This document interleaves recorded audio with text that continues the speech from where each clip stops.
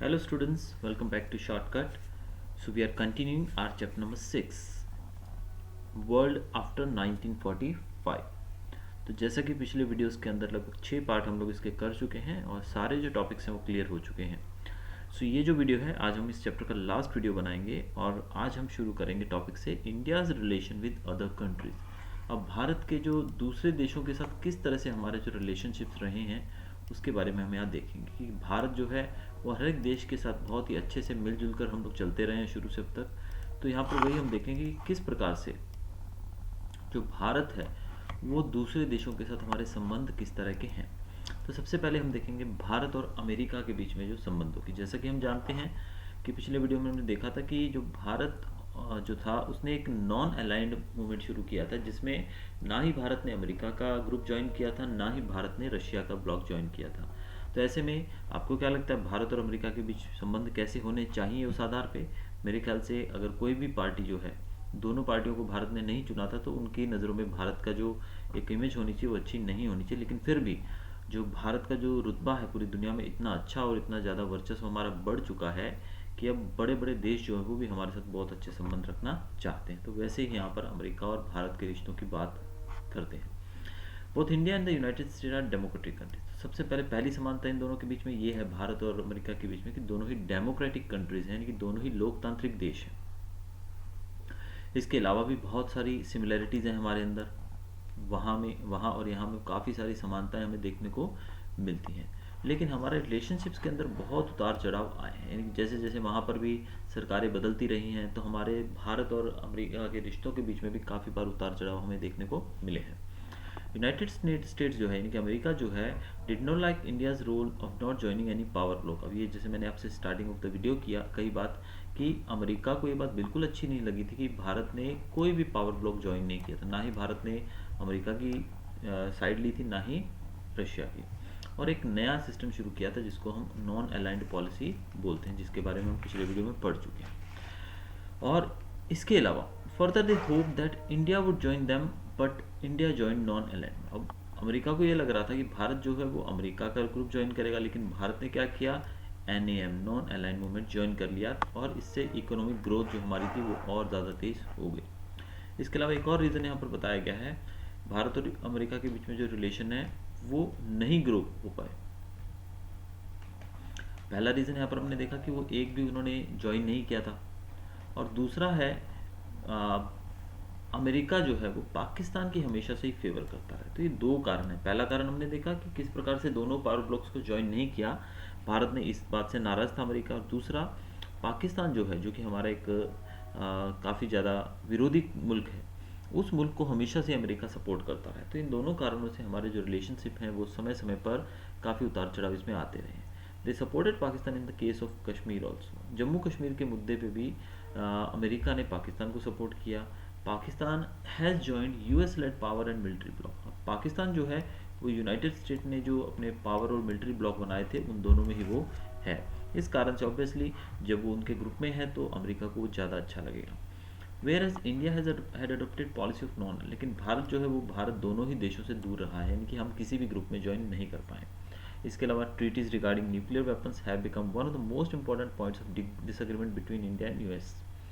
और nuclear weapons की बात की, जैसे आपने देखा था कि पिछले वीडियोस के अंदर कि किस प्रकार से न्यूक्लियर बैन ट्रीटी लागू की गई थी, जिसके मुताबिक जो न्यूक्लियर वेपन्स थे उनका बनाना और उनका जो टेस्ट करना, ये दोनों ही चीज़ों को बैन किया गया था। लेकिन भारत जो है एक सुपर पावर बनने की दिशा में उसने पहला कदम उठाया था जब हमने पोखरण में पहली बार अपने न्यूक्लियर वेपन का टेस्ट किया था 1998 में या 99 में लगभग। तो ये जो बात थी ये भारत और अमेरिका के बीच में और ज़्यादा खटास पैदा कर चुकी थी कि अब भारत के पास भी न्यूक्लियर वेपन होने की वजह से भारत भी अब अमेरिका के बराबर का देश बन चुका था। United States has persisted that India should sign the Nuclear Non-Proliferation Treaty and Comprehensive Test Ban Treaty। अब अमेरिका चाहता था कि भारत जो है इन दोनों ट्रीटीज़ पे साइन करे, nuclear non proliferation treaty and comprehensive test ban treaty. तो इन दोनों ट्रीटीज़ के माध्यम से भारत जो था वो न्यूक्लियर हथियार बनाने की रेस से बाहर हो जाता। इसलिए भारत के जो भी नेता थे हमारे, उन्होंने इस चीज़ को स्वीकार नहीं किया, और इसी कारण से आज भारत जो है दुनिया में एक सुपर पावर के रूप में खड़ा है। जब भारत ने पहली बार पोखरण राजस्थान में 1998 में ये जो टेस्ट किया, तो इसको बहुत ही सीरियसली देखा गया और भारत के ऊपर अमेरिका द्वारा दी गई जो फाइनेंशियल हेल्प थी या टेक्निकल हेल्प थी, उन सब के ऊपर, यानी कि अमेरिका जो भी भारत को जहाँ भी रोक सकता था उस तरीके से उन्होंने भारत के ऊपर एक्शन लिया। There is a remarkable change in relation between both countries after terrorist attack on New York's World Trade Centers on September 11, 2001। अब यहाँ जो हमने पढ़ाई की, यहाँ तक तो हमें ये पता लगा कि भारत और अमेरिका के बीच में रिश्ते बिल्कुल भी अच्छे नहीं थे, और ये बिल्कुल सही बात है। तो अमेरिका की आंखें कब खुली, अमेरिका को कब ये रियलाइज़ हुआ कि पाकिस्तान किसी का भी दोस्त नहीं है और भारत जो है वो उसका दुश्मन नहीं है। ये उसको रियलाइज़ हुआ जब उसके घर में खुद हमला हुआ। आपने तो ये देखा नहीं होगा लगभग, क्योंकि आप लोगों का मेरे ख्याल से जो 9th-10th के बच्चे, उनका जन्म ही 2001 के बाद में 2002-3 में हुआ होगा। लेकिन आपको बताया जाए कि 2001 के अंदर 11 सितंबर को अमेरिका के अंदर न्यूयॉर्क में लगभग 4 से 5 प्लेन जो थे वो हाईजैक किए गए थे एक टेररिस्ट के द्वारा, और उनको सीधा जाके वर्ल्ड ट्रेड सेंटर जो बिल्डिंग थी बहुत ऊंची ऊंची, इनके अंदर डाल दिया गया था। डायरेक्ट जो उड़ते उड़ते वो हवा में से उड़ते उड़ते सीधे उस बिल्डिंग के अंदर टकराए और वो पूरी बिल्डिंग ताश के पत्तों की तरह नीचे आ गई। अगर आप इसको देखना चाहते हैं तो यूट्यूब पे अगर आप टाइप करेंगे वर्ल्ड ट्रेड सेंटर कोलैप्स, तो शायद वहाँ पे आपको इससे रिलेटेड वीडियो भी मिलेगा, जिसमें साफ साफ दिखता है कि एक प्लेन आकर सीधा उस बिल्डिंग में लगता है और बिल्डिंग नीचे आ गिरती है। इस हमले के बाद पाकिस्तान का जो साथ था वो अमेरिका ने धीरे धीरे छोड़ना शुरू कर दिया। United state now accepting the fact that India is growing economically fast, तो अब ऑब्वियसली अब उनको ये भी रियलाइज़ होने लगा कि भारत जो है वो धीरे धीरे बहुत ही ज़्यादा तरक्की करता जा रहा है, और आज दोनों कंट्रीज जो इनके बीच में, दोनों के बीच में जो रिलेशन है वो धीरे धीरे और अच्छे और बेहतर होने लगे हैं। सितंबर 2015 और 14 और 15 की बात करें तो हमारे तत्कालीन प्रधानमंत्री जो हैं नरेंद्र मोदी जी, वो अमेरिका गए थे और इवन वहाँ पर उन्होंने यूनाइटेड नेशंस के अंदर भी भाषण दिया था। उस समय के जो अमेरिकन प्रेसिडेंट थे बराक ओबामा, वो पहले अमेरिकी प्रेसिडेंट थे जो कि भारत में हमारे रिपब्लिक डे सेलिब्रेशन के चीफ गेस्ट रहे थे, जब हमने 66वां रिपब्लिक डे मनाया था।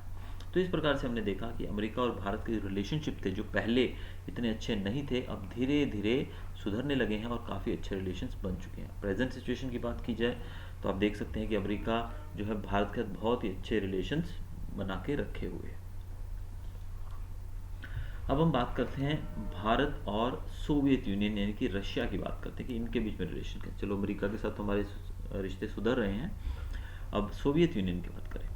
Soviet union has helped India considerably in establish heavy and की इंडस्ट्री। अब हैवी इंडस्ट्रीज़ जो हैं और बहुत ही ज़्यादा इंपॉर्टेंट इंडस्ट्रीज़ लगाने में भारत की बहुत ज़्यादा मदद की थी किसने, सोवियत यूनियन ने। और सोवियत यूनियन ने जम्मू और कश्मीर के मुद्दे पे, देखिए जैसे जम्मू और कश्मीर के मुद्दे पे पाकिस्तान की तरफ था अमेरिका, वैसे ही भारत की तरफ था सोवियत यूनियन यानी कि रशिया। तो हम कह सकते हैं कि रशिया जो है वो शुरू से ही हमारी फेवर में रहा है। They also have often exercised their veto power in the United Nations Security Council to see that proposal against India pertaining to Jammu and Kashmir issues should not pass. In this way, Russia and India are very close friendly relation. अब भारत और Russia के बीच में और ज़्यादा जो बहुत ही गहरी घनिष्ठ मित्रता का जो एक और एग्जांपल हम देंगे वो है कि आपको पता होगा यूनाइटेड नेशंस की जो सिक्योरिटी काउंसिल है, सिक्योरिटी काउंसिल के अंदर हम वीटो पावर के बारे में जान लेते हैं। सिक्योरिटी काउंसिल के अंदर जो 5 देश हैं वो कौन कौन से हैं, एक है चाइना, एक है अमेरिका, एक है फ्रांस, एक है वहाँ पर ब्रिटेन, और 5वां देश है वहाँ पर रशिया। ये 5 देश हैं। अब ये सिक्योरिटी काउंसिल के परमानेंट मेंबर्स हैं, ठीक है। अब कोई भी जो मुद्दा है वो इन 5 की सहमति के बिना पास नहीं हो सकता है। तो अब आप जानते हैं कि एक तरफ ये रहा पाकिस्तान, अब पाकिस्तान का दोस्त है अमेरिका, अब इन दोनों की दोस्ती है, इस कारण से कई बार अमेरिका ने कोशिश की है कि वो पाकिस्तान को जम्मू कश्मीर के मुद्दे पे सपोर्ट करे। लेकिन जब भी ऐसा होता है तो वीटो पावर क्या होती है मैं आपको पहले बता दूं। वीटो पावर का मतलब इन 5 में से अगर एक भी व्यक्ति सहमत नहीं है तो वो चीज़ पास नहीं होगी। अब जैसे कि हम देखें कि अभी 4 देशों ने बोला कि भाई पाकिस्तान का हिस्सा है जम्मू एंड कश्मीर, तो जम्मू कश्मीर जो है वो पाकिस्तान को दिया जाए। किसको दिया जाए, जम्मू कश्मीर पाकिस्तान को। तो इस पर इन 5 देशों ने मोहर लगा दी, 1, 2, 3 और 4। ये 4 देश कौन से हैं, चाइना, अमेरिका, फ्रांस और ब्रिटेन। सपोज इन्होंने बोल दिया, लेकिन रशिया ने बोला कि नहीं भाई मैं सहमत नहीं, तो इस तरीके से ये चारों की बात जो थी वो कैंसिल हो जाएगी, यानी कि इस डिसीजन को कैंसिल माना जाएगा, ये मुद्दा यहीं पर ख़त्म हो जाएगा, यानी कि इसको कैंसिल माना जाएगा। तो इसी को वीटो पावर कहा जाता है। अगर एक भी देश जो है वो अपनी वीटो पावर का उपयोग कर ले, वीटो पावर मतलब इसको हम इंग्लिश में कहते हैं पावर टू डिनाई, डिनाई यानी कि मना करने की ताकत। क्यों, उसने अभी रशिया ने मना बोला तो इन चारों का जो यस था, अब यहाँ पे यस था, यहाँ पे यस था, यहाँ भी 4 यस थे, लेकिन एक नो था, तो एक नो ने उन चारों यस को कैंसिल कर दिया, तो इसी को वीटो पावर कहा जाता है। तो कई बार रशिया ने वीटो पावर का उपयोग करके भारत को पाकिस्तान से जो जम्मू और कश्मीर का हमारा मुद्दा है उसको, उस पर जो प्रपोजल, उस पर जो पास किया जाना था जो भी बिल, उसको पास नहीं होना दिया। तो इस प्रकार से रशिया और भारत जो हैं इनके बीच में बहुत ही ज़्यादा क्लोज फ्रेंडली रिलेशंस हैं। आगे है हमारा topic India's relation with its neighbouring countries. तो ये तो हमने दो सुपर पावर के अपने रिश्ते देखे कि अमेरिका और रशिया के साथ हमारे रिश्ते कैसे हैं। अब जो दुनिया की जो दूसरे कंट्रीज़ हैं, हमारे जो नेबरिंग कंट्रीज़ हैं, उनके साथ हमारा किस प्रकार का रिश्ता रहा है उसके बारे में हम यहाँ पर जानेंगे। तो सबसे पहले हम देखेंगे हमारे घनिष्ठ मित्र पाकिस्तान के बारे में। Immediately after India independence, Bharat को आज़ादी मिली तुरंत जो था भारत और पाकिस्तान के रिश्ते जो थे वो स्ट्रेसफुल यानी कि खटास भरे शुरू हो गए। अब भारत और पाकिस्तान के बीच में लगभग 3 युद्ध हो चुके हैं। कितने युद्ध हो चुके हैं? 3 युद्ध हो चुके हैं, जो कि 1948 में, 1965 में और 1971 के अंदर 3 युद्ध हो चुके हैं, और तीनों ही युद्धों के अंदर पाकिस्तान को मुक्की खानी पड़ी है, यानी कि पाकिस्तान हार चुका है। अब दोनों कंट्रीज़ के बीच में, पाकिस्तान और भारत के बीच में कई बार समझौते भी हो चुके हैं, जैसे कि ताशकंद समझौता है, शिमला समझौता है, लेकिन पाकिस्तान इन समझौतों को कभी भी नहीं मानता है। यानी कि आपने देखा है ना, सीज़ फायर का उल्लंघन हर रोज़ होता है। अभी रिसेंटली आप देखिए, every day in the evening जब आप टीवी देखने बैठेंगे तो हमेशा न्यूज़ में ये खबर तो जरूर मिलेगी आपको, मेरे ख्याल से हफ्ते में 6 दिन तो ये होता ही है कि पाकिस्तान ने सीज़ फायर का उल्लंघन किया और उस तरफ से गोलाबारी की।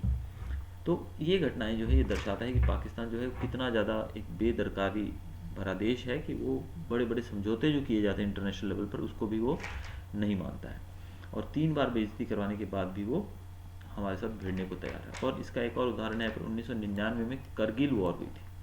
1999 में भारत और पाकिस्तान के बीच में करगिल युद्ध हुआ था, जिसमें पाकिस्तान को फिर से मुक्की खानी पड़ी थी। तो इस तरीके से हम देख सकते हैं कि भारत और पाकिस्तान के रिश्ते बिल्कुल भी अच्छे नहीं हैं। अब बात करते हैं हम कोरोना सेंटर चाइना की। अब भारत और चाइना के जो रिलेशनशिप्स हैं वो 1954 से शुरू हुए हैं, और तब चाइना ने पहली बार जो अपनी बाउंड्री जो थी वो मैप पे दर्शाई। उसने मतलब आप जानते हैं कि चाइना और भारत का बॉर्डर मतलब एक ही बॉर्डर है, तो इस कारण से जब उन्होंने वो दिखाया, बॉर्डर अपना मैप दिखाया, तो इससे भारत और चाइना के रिश्ते काफ़ी डिस्टर्ब हो गए। अब चाइना ने काफ़ी जो भारत के हिस्से थे उसको अपनी बाउंड्री में दिखा दिया, अपने मैप में दिखा दिया, इस कारण से हमारे रिश्ते काफ़ी डिस्टर्ब हो गए। भारत ने इसका काफ़ी अपोज किया जब चाइना ने हमारे रीजन्स को अपनी बाउंड्री में दिखाया। The McMahon border showing the border region between India and China was rejected by China and it led to further discomfort in the relation। अब एक नया मैप बनाया गया जिसमें मैकमैन बॉर्डर दिखाया गया था। वो बॉर्डर जो था वो भारत और चाइना की सीमा को निर्धारित करता था, लेकिन इस बॉर्डर को मानने से, इस बाउंड्री को मानने से चाइना ने मना कर दिया, और इससे हमारे रिलेशन और ज़्यादा बिगड़ गए। फिर 1962 में चीन ने भारत पर अटैक भी किया, और जो रीजन्स इस मैप में दिखाए गए थे उन रीजन्स को उसने कैप्चर कर लिया, यानी कि उन पे कब्जा कर लिया। फिर इंडिया ने भी मिलिट्री ट्रूप्स भेजे बॉर्डर में चाइना से अपनी रक्षा करने के लिए। फिर China put an end to the war and this way war ended. फिर चाइना ने अपने हाथ वापस खींच लिया, यानी कि युद्ध विराम लगा दिया, जिस कारण से युद्ध खत्म हो गया। अब इन प्रॉब्लम्स को सुलझाने के लिए कई बार हमारे बीच में मीटिंग्स भी हुई हैं, लेकिन हर बार इसका कोई नतीजा नहीं निकला है। लेकिन कुछ दशकों की बात की जाए, चीन और भारत के जो रिलेशंस हैं वो काफ़ी कोऑपरेटिव और फ्रेंडली हो चुके हैं। भारतीय प्रधानमंत्री श्री नरेंद्र मोदी जी हैं, वो भी जा चुके हैं चीन, और अब जिनपिंग जो थे, श्री जिनपिंग, जो कि आप जानते हैं कि भारत में इवन वो जो हमारा रिवर फ्रंट है अहमदाबाद का, साबरमती रिवर फ्रंट, वहाँ पर भी आ चुके हैं। तो इस तरीके से हम देखते हैं कि भारत और चाइना के रिश्ते पहले से तो काफ़ी बेहतर हुए हैं। आगे हम देखेंगे भारत और बांग्लादेश के बारे में। बांग्लादेश जो था उसको फ्रीडम मिला 1971 में। बांग्लादेश को 1971 में आज़ादी मिली, और इसमें भारत ने बहुत ही ज़्यादा सहयोग किया। आपको पता ही नहीं होगा मे भी तो, कि पाकिस्तान जो है उसको, जो पाकिस्तान प्रेजेंट में आप देखते हो, Pakistan that is different Pakistan, लेकिन पाकिस्तान का ही पार्ट था बांग्लादेश। बांग्लादेश जिसको हम बोलते हैं ना, वो बांग्लादेश पाकिस्तान का ही एक पार्ट था, जिसको ईस्ट पाकिस्तान कहा जाता था। लेकिन 1971 में जब भारत और पाकिस्तान के बीच में युद्ध चल रहा था, उस समय हमने उसको आज़ाद करवा दिया, इसलिए उसने अपना नाम यानी कि बांग्लादेश वो बन गया।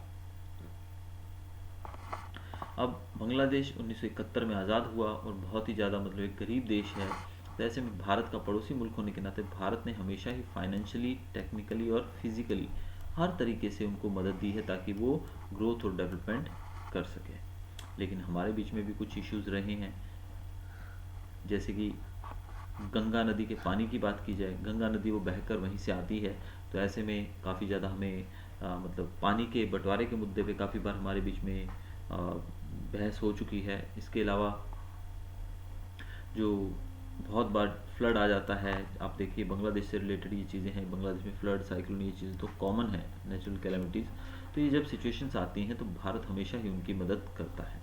यानी कि जो गंगा नदी से मिलने वाला पानी है उसके मुद्दे पे थोड़ा अगर हमारे बीच में मतभेद ना हो तो अदरवाइज़ हमारे रिलेशंस काफ़ी अच्छे ही हैं और हमने हमेशा हर एक कैलेमिटी के समय बांग्लादेश की मदद की है। 2015 की बात की जाए, concerts concrete talks have taken place in matters of disputed geographical land region and the citizenship of the people।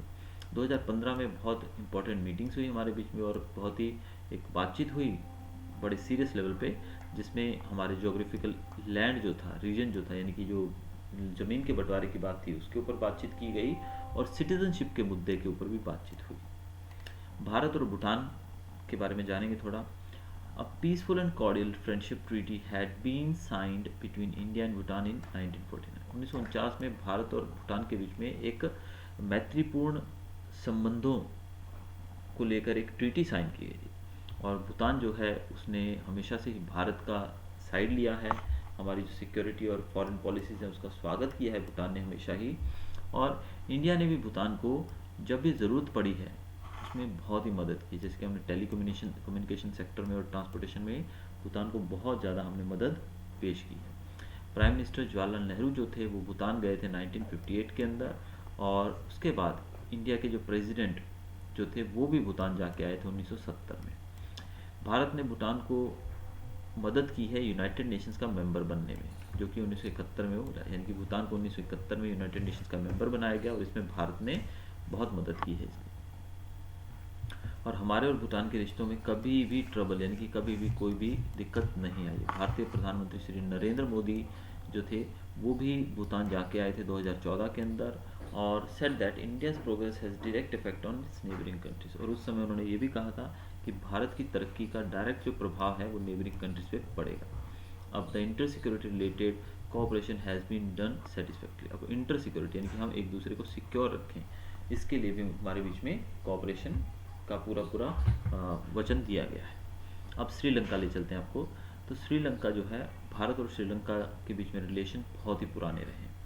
बहुत सारे तमिल फैमिलीज़ जो हैं वो श्रीलंका जाकर बस चुके हैं, क्योंकि आप जानते हैं श्रीलंका जो है हमारे साउथ में है और तमिलनाडु और केरला के काफ़ी नज़दीक है, तमिलनाडु के काफ़ी नज़दीक है वो। ऐसे में बहुत सारी तमिल फैमिलीज़ जो थी वो श्रीलंका जाकर वहाँ बस चुकी है। अब उनकी जो सिटीज़नशिप है वो एक मेन मुद्दा था कि वो वहाँ पर रहने लगे हैं तो उनको वहाँ की सिटीजनशिप मिलेगी, क्या होगा, तो इसके ऊपर एक बहुत ही बड़ा एक मुद्दा था। तो इसके लिए भारत और श्रीलंका की सरकारों के बीच में शुरू से ही बातचीत हुई और बातचीत के द्वारा इसको सॉल्व कर लिया गया, इस मुद्दे को सुलझा लिया गया। इसके अलावा the problems of Tamilians and peaceful talks between Tamil organisations and Sri Lankan government was the priority of India. तो भारत की एक ही प्रायोरिटी थी कि तमिलियंस जो वहाँ बसे हैं वो और तमिल ऑर्गेनाइजेशंस, जो भी ऐसी ऑर्गेनाइजेशन जो तमिल लोगों को वहाँ बसे हुए जो लोग हैं उनकी मदद करने को तैयार हैं, ऐसी ऑर्गेनाइजेशन और श्रीलंकन सरकार, श्रीलंका की जो सरकार है, इनके बीच में बातचीत से सब कुछ सुलझ जाए, यही भारत की हमेशा से कोशिश रही है। भारत के प्रधानमंत्री श्री नरेंद्र मोदी जी हैं, उन्होंने विज़िट किया था जहाँ पर तमिलियंस रहते हैं, जैसे कि जाफना जो कि श्रीलंका में है, वहाँ पर इन्होंने विज़िट किया था 13 मार्च 2015 को। फिर India assisted financially for the reconstruction of 27,000 houses for rehabilitation Tamilians. Bharat ने 27,000 घर बनाने की भी वहाँ पेशकश की थी, जो कि वहाँ रहने वाली तमिल फैमिलीज जो हैं हमारी, उनकी रिहेबिलिटेशन, इनको फिर से बसाया जा सके, इसके लिए। आज की बात की जाए तो भारत और श्रीलंका के बीच में रिश्ते काफ़ी मजबूत और काफ़ी अच्छे हैं। नेपाल और भारत की बात करते हैं। भारत और नेपाल के रिश्ते जो हैं वो ट्रीटी के द्वारा शुरू हुए 1950 में। According to the treaty, both countries are considered to be sovereign and to preserve regional unity as well as commutation of citizens in both the countries। अब जो ट्रीटी साइन की गई उसके मुताबिक दोनों एक दूसरे की अखंडता की रक्षा करेंगे एक दूसरे की, पूरी पूरी रिस्पेक्ट करेंगे। और जो भी सिटीजन्स हैं हमारे, जैसे आप जानते हैं भारत के अंदर नेपाल के काफ़ी लोग रहते हैं, तो ये सिटीजन्स का आना जाना एक कॉमन, एक काफ़ी मतलब इजीली आ सकते हैं, ये हमारे बीच में समझौता हुआ था। India has help Nepal socially and economically. Bharat ने नेपाल की हमेशा ही मदद की है। नेपाल के जो स्टूडेंट्स हैं वो हायर स्टडीज़ के लिए भारत आते रहते हैं। The rivers flowing from Himalayas come from the various regions of Nepal. Due to this, during rain, it affects India badly. To stop the floods due to these rivers, talks have been begun between these two countries. अब बहुत सारी नदियाँ जो कि नेपाल से होकर भारत पहुँचती हैं, बारिश के समय में उनमें बहुत ज़्यादा पानी होने की वजह से फ्लड आ जाता है, जिससे भारत में बहुत ज़्यादा नुकसान होता है। उस नुकसान को कम करने के लिए, नुकसान ना हो इसके ऊपर बहुत सारे बातचीत की गई है नेपाल के साथ, ताकि कुछ किया जा सके, ताकि जो फ्लड्स हैं उनको फ्रीक्वेंटली आने से रोका जा सके। On 25 April 2015 Nepal faced a destructive earthquake. ये आपने सुना होगा, 25 अप्रैल 2015 को एक बहुत ही ज़बरदस्त भूकंप जो था, जो इसकी रिक्टर स्केल पे जिसकी तीव्रता थी 7.8, उसने लगभग नेपाल में 8,000 लोगों को मौत के घाट उतार दिया और बहुत ज़्यादा नुकसान हुआ था यहाँ पर। तो ऐसे में भारत ने बढ़ चढ़कर इनकी मदद की थी, और जो भी बचाव और राहत कार्य था, राहत सामग्री, वो सब नेपाल पहुँचाई थी। तो हम कह सकते हैं कि नेपाल के साथ भी हमारे रिश्ते खराब नहीं है, काफ़ी अच्छे हैं। अब चलते हैं हम अफ़गानिस्तान। भारत और अफ़गानिस्तान के रिश्ते हमेशा से फ्रेंडली रहे हैं। भारत जो है उसने हमेशा से ही अफ़गानिस्तान के साथ अच्छे मैत्रीपूर्ण संबंध बनाए रखे हैं। और अफ़गानिस्तान, जैसे कि आप जानते हैं कि जो अमेरिका के अंदर अटैक हुआ था, जो वर्ल्ड ट्रेड सेंटर्स पे, जिसके ज़िम्मेदार माना गया था ओसामा बिन लादेन को, और उसको मारने के लिए, उसको पकड़ने के लिए अमेरिका ने अफ़गानिस्तान के ऊपर अटैक किया था। और अफ़गानिस्तान के अलग अलग हिस्सों में जहाँ भी आतंकवादी गतिविधियाँ थी तालिबान की, वहाँ पर अटैक करके जब तक उन्होंने ओसामा बिन लादेन को नहीं मार दिया, तब तक उन्होंने सांस नहीं ली। तो ऐसे में अफ़गानिस्तान जो था वो बहुत ज़्यादा बहुत ज़्यादा उसको क्षति उठानी पड़ी थी। तो उसको फिर से बिल्डअप करने में भारत ने बहुत ज़्यादा मदद की है। फिर हम बात करें हेल्थ और एजुकेशन की, वहाँ भी भारत ने बहुत ज़्यादा सहयोग दिया है अफ़गानिस्तान को। इकोनॉमिक और सोशल डेवलपमेंट में भी भारत ने हमेशा से उनका साथ दिया है। India has financially helped, Bharat ने फाइनेंशियली भी उनकी बहुत मदद की है। और नेचुरल कैलेमिटीज़ के समय भारत ने फाइनेंशियल हेल्प भेजी है वहाँ पर। और अफ़गानिस्तान की जो पार्लियामेंट है, उसको जो कंस्ट्रक्ट किया गया वो भी भारत के द्वारा ही किया गया था। तो अफ़गानिस्तान जो कि एक, आप जानते हैं कि जहाँ पर लड़ाई झगड़ा चल रहा हो, जिस देश के ऊपर अटैक हो रहा हो, वहाँ पर क्या कुछ बचेगा। तो ऐसे में भारत ने बहुत ज़्यादा मदद की है। इवन वहाँ की जो पार्लियामेंट है वो भारत के द्वारा ही कंस्ट्रक्ट की गई है, तो जो कि एक बहुत बड़ा तोहफा है भारत की तरफ से अफ़गानिस्तान को। भारत और म्यांमार की बात करते हैं अभी। म्यांमार, जिसको हम पहले बर्मा के नाम से जानते थे, हमारे रिलेशन भी काफ़ी अच्छे रहे हैं। After India got independence, Myanmar got independence in 1948। Bharat की आज़ादी के बाद 1948 में, 47 में हम आज़ाद हुए और 48 में म्यांमार आज़ाद हो गया। और तब से लेकर आज तक हमारे रिलेशन जो है बहुत ही फ्रेंडली रहे हैं। इंडिपेंडेंस के बाद म्यांमार जो था has requested financial aid from India. आज़ाद होने के बाद म्यांमार ने हमसे फाइनेंशियल हेल्प मांगी, और भारत ने जिस तरीके से भी हो पाया उनकी मदद की है। Because India wants Myanmar to be financially sound, क्योंकि भारत चाहता है कि म्यांमार जो है वो भी एक फाइनेंशियली साउंड देश बन सके। India's foreign policy is to have a world India's foreign policy is to have world peace and security. Bharat की जो फॉरेन पॉलिसी है उसके मुताबिक वर्ल्ड पीस होनी चाहिए, दुनिया में हर जगह शांति हो, सिक्योरिटी हो। Furthermore, Indian foreign policy ensures friendly and cordial relationship with the neighbouring countries. इसके साथ साथ भारत का जो दूसरे देशों के साथ रिलेशनशिप है फॉरेन पॉलिसी के अंतर्गत, वो भी अच्छा हो, ऐसी ही हमारी पॉलिसीज हमेशा से रही हैं। But there always has been a rise and fall in this relations owing to various reason. लेकिन आप समझ सकते हैं कि जब दूसरे देश, जहाँ पर अलग भाषा बोली जाती है, जहाँ पर बहुत ज़्यादा मतभेद हो ही सकते हैं, तो ऐसे में हमारा रिलेशन हमेशा ठीक रहे ऐसा पॉसिबल नहीं है, उतार चढ़ाव आते ही रहते हैं। लेकिन फिर भी हमने देखा कि भारत की तरफ से हमेशा कोशिश की गई है कि हमारे रिलेशन हर एक देश के साथ अच्छे ही रहें। तो ये था हमारा chapter world after 1945। Thanks for watching.